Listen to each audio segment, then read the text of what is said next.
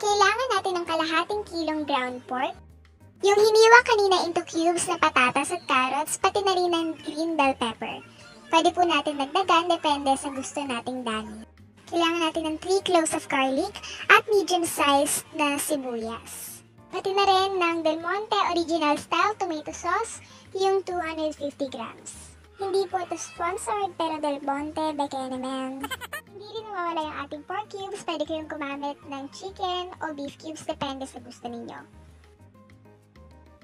Isa lang na natin yung ating kawali, lagyan ng mantika at saka natin igisa yung ating bawang hanggang sa maging medyo golden brown na siya.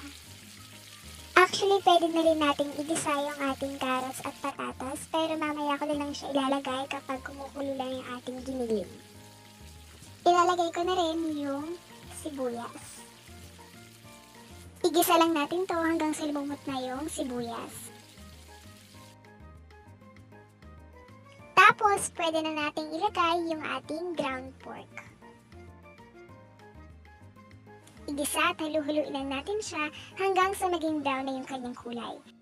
Hindi muna natin siya lalagyan ng tubig at hahayaan lang natin siya sa mantika. Tapos, ilalagay na natin dito yung pork cubes. Haluin lang natin hanggang sa matunaw o malusaw yung pork cubes. Takpan muna natin. After 5 minutes, pwede na natin ilagay yung tomato sauce. Kalahati lang muna yung ilalagay ko. Nilagyan ko na rin siya dito ng 1 tasang tubig. Pwede rin pork broth yung inyong ilagay.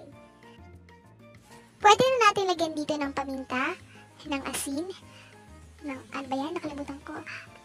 Basta, ng mga pampalasang gusto natin. Pwede rin maglagay ng toyo, pero pag ganun, bawasan natin yung asin para hindi siya masyadong umalat. Takpan at hayaan lang natin siyang kumulo for another 15 minutes. After 15 minutes, pwede na natin ilagay yung carrots, pati na rin yung patatas. Kapag medyo natutuyo na siya, pwede po natin dagdagan ulit ng tubig. Isama na rin natin yung natitira nating tomato sauce kanina. Advice ko lang po sa inyo, kapag kailangan ninyo ng giniling, bumili muna kayo ng buong karne. Either kasim o pigay yung bilhin ninyong parte.